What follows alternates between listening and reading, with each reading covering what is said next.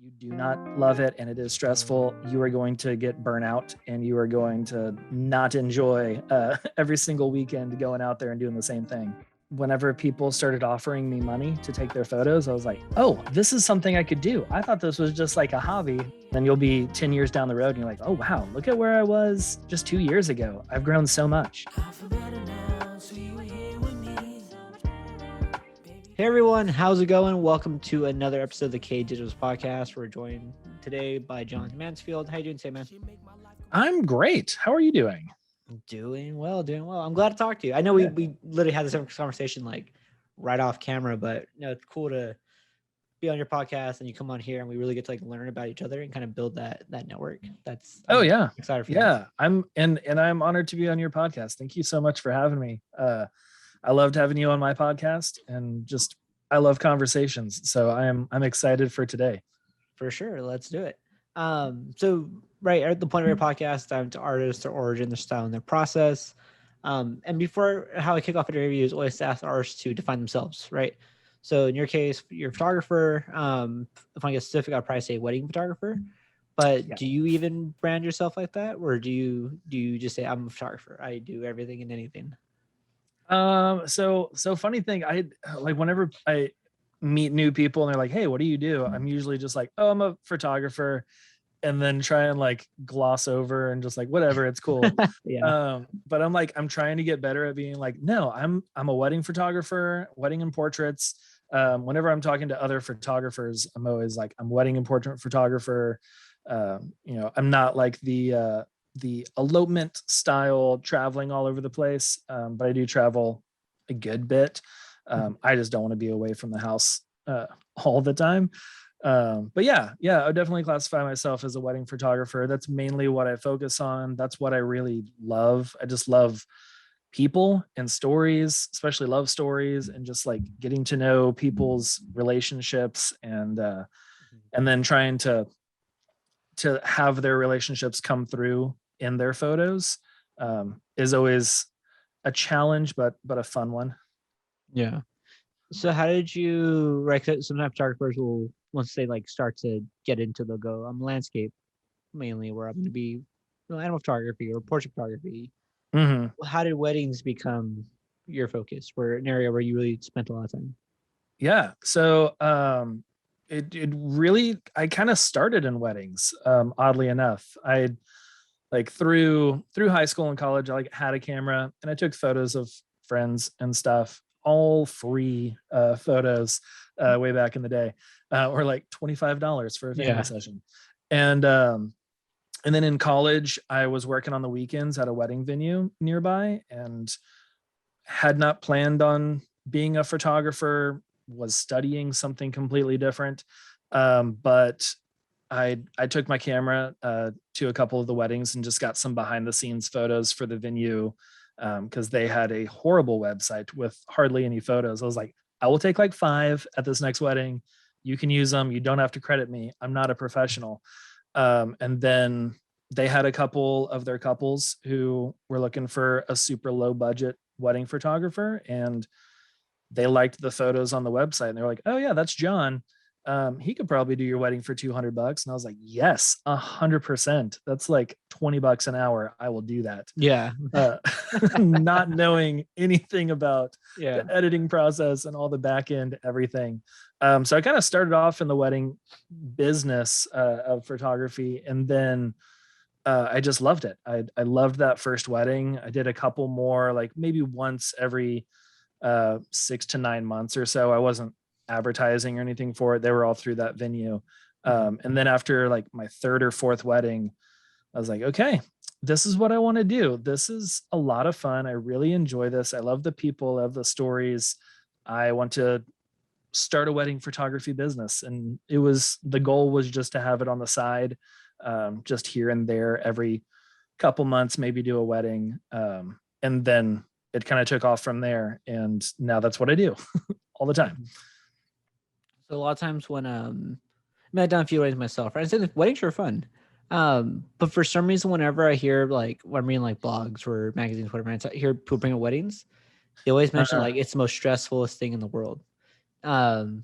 Do you think weddings are stressful, or are there parts that are stressful where you're like, oh, I don't know why they would say that? For Yeah, for sure there are parts that are stressful. 100%. I mean, it's a very like time sensitive day, and things have to be on the dot, or at least close to it, but they rarely are ever exactly what the timeline says it's supposed to be. Mhm. So in that way it can be stressful.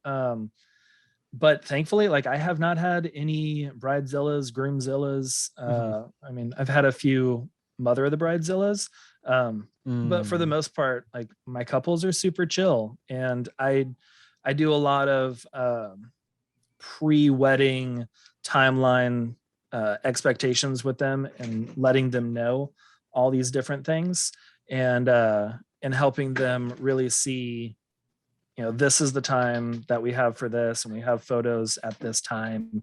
Mhm. Um, and then uh, and then on the day they just trust me to know when we're doing certain things, and that really just relieves a lot of stress. So for me, it's not super stressful. I do get that. And I think that being a wedding photographer, you really have to love it, because if you do not love it and it is stressful, you are going to get burnout, and you are going to not enjoy every single weekend going out there and doing the same thing. Mhm. You mentioned like the bridezillas thing. I don't know if this counts in there, but have you ever, every wedding this happens to me, have you ever run into where it's not the bride or groom, but it's like a guest in the audience, like just a random guest is like questioning what you're doing, like your photos, like do you know what you're doing, what kind of photos are you taking, like what's going Oh on? yeah. Oh yeah. Yeah, for sure. Like, especially toward the beginning of doing weddings, I would have, like, we call them Uncle Bob's, just like the guys that like used to be a photographer, or maybe they're Yes. like a landscape photographer or nature photographer, and they have like this 200 millimeter lens that they take pictures of, cardinals in the backyard with. And it's just a hobby for them, or they used to be a professional, and then they see you and they're just like, do you actually know what you're doing? You don't have a 200 millimeter lens. Like, what are you doing with that 50? Like, how are you even close enough right now? So yeah, every now and then we'll get an Uncle Bob that'll just be like, hey, you know what you should do is take them over here, or you should have them like in prom pose where they look like a maternity session or something, with like their hands all on her belly. And like, cool. If you want to get that one during the reception, go for it. I'm Yeah. gonna do my thing right now. Uh, Nice. but yeah, there's definitely some guests every now and then that'll get in there, want to do their own thing. Yeah, that's funny. You do have already have a name for it, cause like it happens all the time. It's like how did you diffuse that, or how do you like, yeah, cool, man, like. Yeah, pretty much. I just tell them like, hey, if you want to get some pictures with them, like during the reception, grab them from one of the songs. Like, if they want to do some photos with you, that's cool. I'll be taking photos of like the party that's going on the dance floor. You can go off in the middle of the night and take photos. But right now, let me do my thing. And I kind of tell them, like, my couples, as we're going through my contract and everything, I have a clause in there that like, I'm the only professional photographer that they're hiring. So they're not hiring another professional, and then we have to like fist fight for their attention or anything. Mhm. But I also tell them during that section, like, if any guests have cameras, want to take photos, that's cool. They can stand next to me and get a photo. I don't really care about that. But if they're getting in my way, I like, you're giving me the okay to be a jerk, or to be at least, Mm. uh, strict, kind of put my foot down with like, hey, don't step in front of me whenever I'm getting this photo. Yeah, Like, they're paying me for these. yeah, Yours are just for Instagram. yeah, for sure. That's cool, man. So to somewhat, I guess, hard left it, like, because you have all experience in weddings, have you ever considered going outside of weddings, like as like a focus, like, oh, I want to break into like fashion now, or I want to do like band Yeah. tours.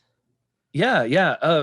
It's funny that you mentioned fashion. So about 5 years ago, 5 or 6 years ago, Mhm. I kind of got burnout with weddings. I was booking a ton at a very low price, and I was making enough money to live off of, but I was just burnout and I was tired and they were not fun anymore.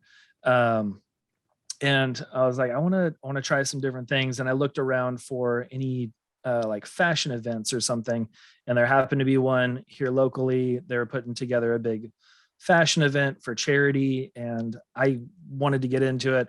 Apparently I was the only photographer in the area that reached out to them. So I ended up being the director of photography for like the 3 years that they did it, and like well, that's organizing awesome. everything. And I was like, okay, this is cool. Yeah. Just like walk into a role.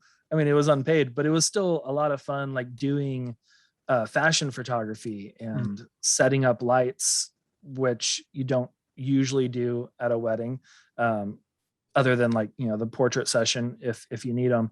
But yeah, I had wanted to get into a little bit of fashion photography, and it was fun. I still do little kind of like personal projects every now and then, where I met a ton of model friends doing that for the, you know, 3+ years, because there are about 120 models that came every year for the runway.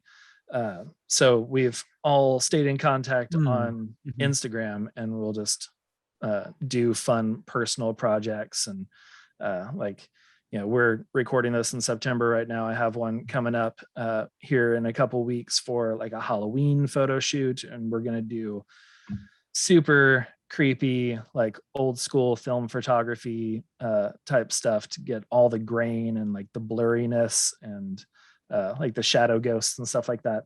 But yeah, every now and then I have a feeling, especially, you know, I'm getting a little bit older. I have 3 kids. I'm getting tired. My knees are not what they used to be when I started doing this a decade ago. So every now and then I'll have thoughts of like, okay, I'm not going to be like, odds are I'm not going to be a 50-year-old photographer doing weddings the way that I'm doing them right now. What can I move into? So I've got my eyes open, kind of moving into a little bit of the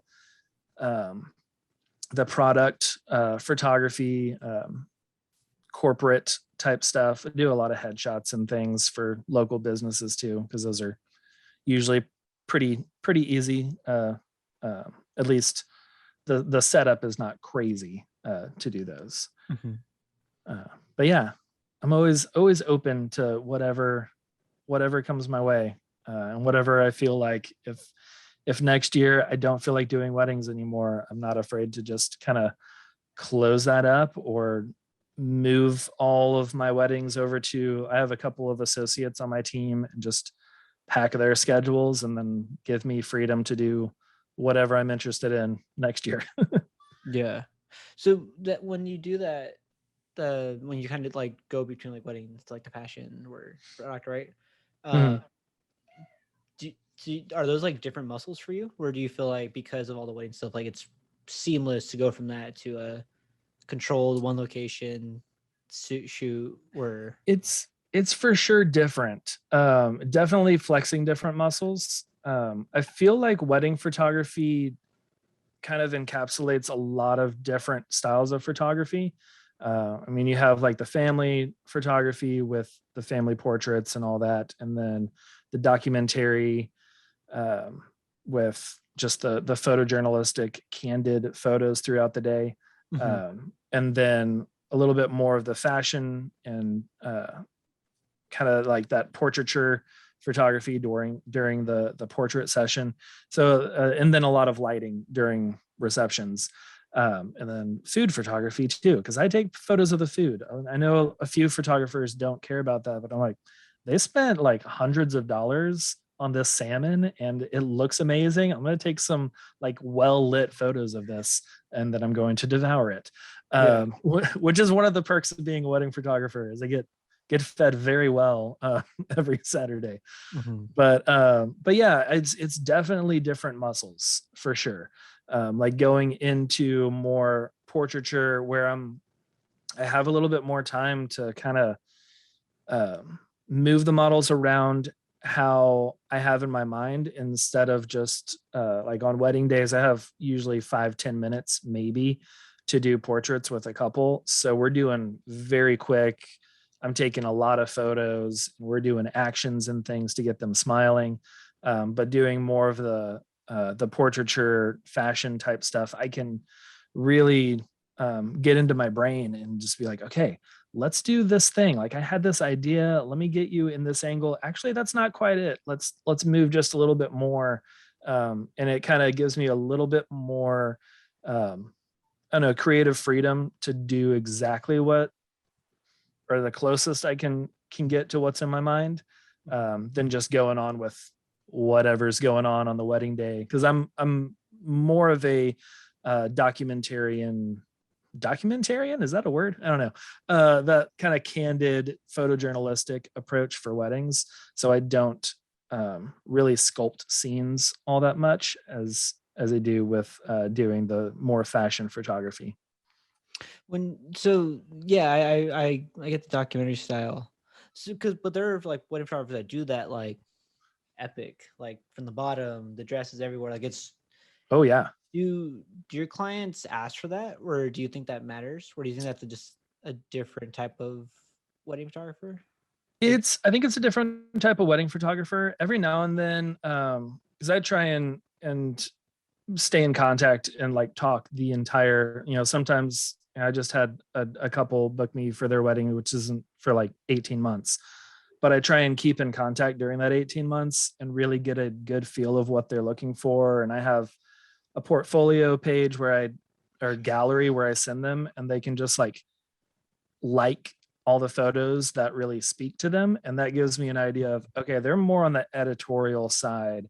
They're going to want a few more of the setup shots, like those big, with the dress flying everywhere and the super dramatic poses and all that kind of stuff. But if that's what they're wanting 100%, I have some other photographer friends, and I'm like, you know what? Ray is going to be amazing. She is all about that editorial. Like she's got so many photos on, the front cover of magazines because she does that editorial type on the wedding day. And I'll just send them over to other friends that I think will fit their style a little bit more. But for the most part, whenever people get to me and we're actually talking, they've already kind of found, because I have a different style than a lot of budding photographers in the area, at least. So by the time they get to me and we're talking, they mostly know what they're wanting, and it matches with what I do. Yeah, it's very clear. Like it's already at that point, they already know they want you, or they have Yeah. this because of what they saw. Okay. Right. Yeah, exactly. For sure. So one question I know I texted you about this. Why do you use Nikon? I started with Nikon, so that's one of the reasons. I bought some good glass early on, and then I was like, this is going to be too much to switch over to Canon or switch over to Sony or whatever. Although I was playing around, my friend Phil Porto, he let me mess around with his Fujifilm X-T3 the other day, and I was like, you might be pulling me over to Fuji. This is nice. Okay. But yeah, I really like Canon. I don't like Canon. I really like Nikon. I that's what I started with, and I really enjoy it. It's got I use a D750 right now, and the autofocus is crisp. The glass that they have, like even a 1.8 is just, it's so creamy bokeh background, and then the 1.4s are insane.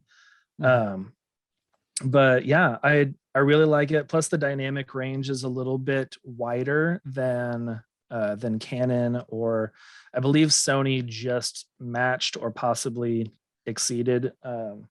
Like I think it's like 14 stops of dynamic range that Nikon has. And I love low light photography, so that helps a lot, having that dynamic range to be able to pull in those dark blacks but still get the brightness of the candles and everything going on during like a low lit reception or wherever I am. Yeah. So those are the reasons that I've stayed with Nikon over the years. And so you don't see yourself getting caught in the wave of like Sony taking over the industry and like mirrorless Sony A7 III, let's go. I mean, the A7 IIIs are nice. That eye focus is crazy, especially for like sports photography or wedding receptions. Getting that pinpoint focus on an eye would be amazing. So Nikon, if you're listening, um, we should have that in the next ones. But yeah, I don't think so. I've played around with some Sony's the A7 III exactly, and it was okay, but it just wasn't exactly what I was wanting. I do like the Fuji, just the look of it. It's got that old school film camera look, and I love that. So I may get that as like an extra, like second or third camera body to just have with me. And I love that it's small. Like I can have that and like a tiny little pancake lens and just keep it in my pocket. And because I'm all about not being noticed. I don't want people to it's kind of funny, like early on in my career I wanted the biggest camera, I wanted the extra battery grip, I wanted the huge lenses because I wanted to look like a professional. And now those things are just distracting, and they bring people out of the moment, because if they see me walk in with this 2 foot long lens, then they're just like, oh, okay, photographer's here, let me straighten up and act right. Oh, interesting. um, Okay. but with like a little tiny camera, which is still taking great photos, um, they don't notice me as much, and I can get a little bit closer. I can get a little bit more kind of sucked into their world, and just kind of become another person there and get those real, honest reactions of whatever's going on in the day. Yeah. So do you have your go-to lens? Are you like when you're doing portrait stuff, are you like, oh, I like the 50, that's just a go-to, your 105? What? Yeah, for portraits, probably an 85. If we're somewhere that's got some depth, or that needs some. But 90% of the time, I have a 35 on. I've got a uh, Tamron 35 1.4 that I love, and it is autofocus is amazing. It's just tack sharp, and yeah, I love the 35 millimeter look. Um, little bit wider than the human eye that we see. But I love that, and it's kind of become a little bit tied in with my style, is that 35 millimeter.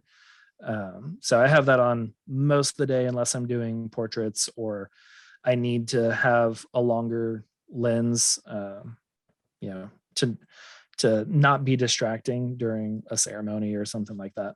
Hmm. Yeah. So what are your influences, John? Like I know you do weddings and all that. I feel like I've really focused on that, but like what, well, one, I guess that's a two-part question, is how did you even get Hmm. started? And then what was influence you in general to keep creating? Yeah. Really, what got me started was just the opportunity to do it, to be a photographer. And whenever people started offering me money to take their photos, I was like, oh, this is something I could do. I thought this was just like a hobby. That's great. Because I didn't know any photographers. I didn't know that I could turn this into a business. Um, so the opportunity arose and I jumped on it because I love photography. And I was like, yeah, if I can make a few extra $1,000 a year doing this on the side, that'd be awesome. And now it's turned into more than that. But yeah, I really didn't have any influences at the beginning that I knew of. And I kind of fell into that, the whole Instagram, because I think the year that I started my business was the year that Instagram started. And I was one of the first people on because it was like a photo based app. This is amazing. I love it. And I got sucked in with all the comparison game and looking at other Mm. photographers' work and being like, oh, that's really great. I like the way that they edit their greens. And then I'm trying to edit all my stuff that way. Or I don't know you ever did like selective color where everything's just like black and white except for this one red rose. Like a Gatorade logo when I first started doing it. I was like, oh, look at like, I did that. I'm a real photographer. Yeah, Yes. I did all Yes. that. Yeah. And I thought it was so cool.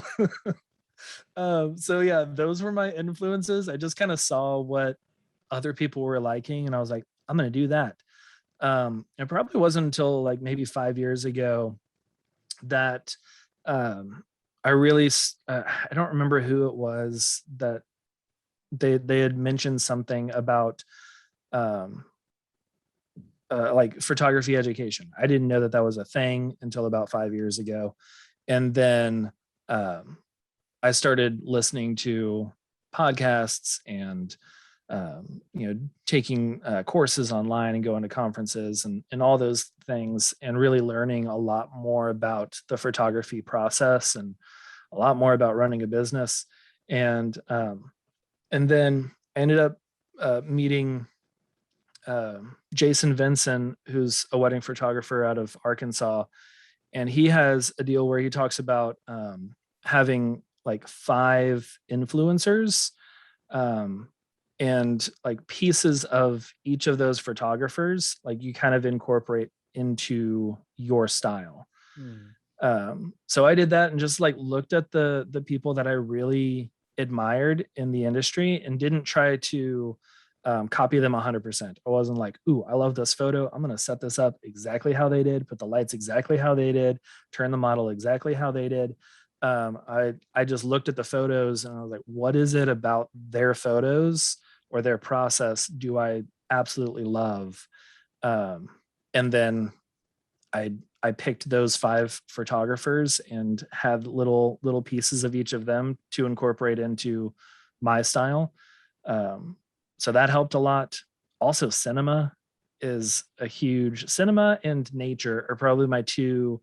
I guess cinema is kind of still in the realm of photography because it's moving pictures, but I get a ton of inspiration from like well done cinematic stories where it's just like A24. They're I don't know if they're a producing studio or what, but any A24 movies, they're very cinematic and like the composition is always so good and the color grading is amazing and like the low light stuff is so good. And I draw a lot of inspiration from pretty much any A24 movie that I've seen. Um, and then also just nature and architecture and just how things naturally frame each other and how they grow and all that. Like just taking a walk around the city, I'm just like inspired by so many different things. And I'm probably annoying because like we're walking as a family and I'm like, ooh man, if I could just had a couple over here, I would set them over here. Like the way the light is hitting right now is perfect. Yeah. Yeah, no, I feel it. I mean, that's cool, right? Like, I think I mean, I got started too, right? Like, it's you start just to see things. You're like, oh, wow, the lines of all this looks cool. I'm like, what? Oh, yeah. Explain that to people. Yeah. Uh-huh. That's cool, man. For sure. Well, I know we're nearing time, John. So I wanted to ask one last question to wrap it up. Sure. So doing this for, the years that you've done and everything you've done for the different styles, what's one piece of advice you could give to a photographer starting out that would probably save them a lot of headache? Oh man, one piece of advice. There's so many pieces of advice. Probably one, like speaking to myself in the first few years of my business, don't get caught up on comparing yourself to others. Like compare yourself to where you were 6 months ago or 2 years ago or whatever, but don't compare yourselves to other people and other people's journeys because everyone's on a different path. Everyone's doing their own thing. They have different goals. They have different, places in life, different privileges, different upbringings, all these different things. Maybe they don't have to pay rent right now. They're living with their parents or whatever, which was the case for me, like with one of the people that I was comparing myself to. I was like, why can't I travel to Iceland all the time. And I was like, oh yeah, she still lives with her parents and Mm. doesn't have a family, so she can afford to do this. But yeah, just like don't compare yourself to other people, and just compare yourself to your past self and keep striving to be better. So every time that you're comparing yourself to your past self, it's always an improvement, and just that slow continued improvement will snowball, and then you'll be 10 years down the road and you're like, oh wow, look at where I was just 2 years ago. I've grown so much. And yeah, and you'll have a lot more joy, because comparison is the thief of joy. And just not getting sucked into the comparison game is huge. So that would be probably my biggest piece of advice to my past self, and to anyone out there listening right now. Mhm. For sure. Well, I appreciate that, John. Where can people follow your work? Where can they learn more about you? Where can they hear your Yeah. podcast? Yeah. Okay, so I'm on Instagram all the time, probably a little bit too much. So you can find me on Instagram. My photography page is All Heart Photo. And then my podcast, which Chris, you were on. Ooh, what episode? I should look that up. So Chris was on a recent episode of the Light and Dark Photography podcast. So if you like photography podcasts, which I'm sure you do, you're listening to this one right now. Yeah, Chris, your episode was episode 77. So everyone go listen to that one too. And hear Chris on the other side of the mic. But yeah, Light and Dark Photography podcast. You can check out some more of my work at allheartphoto.com. And that's pretty much where I am. That and Instagram. Mhm. For sure. Well, thanks for joining us, John, and thank you for everyone that joined us today on YouTube, Spotify, and wherever this podcast ends up playing. Don't forget to like, follow, subscribe, whatever the engagement buttons are at that point in time. Thanks, everyone. I'll stop the recording and see you all soon. Bye. Bye.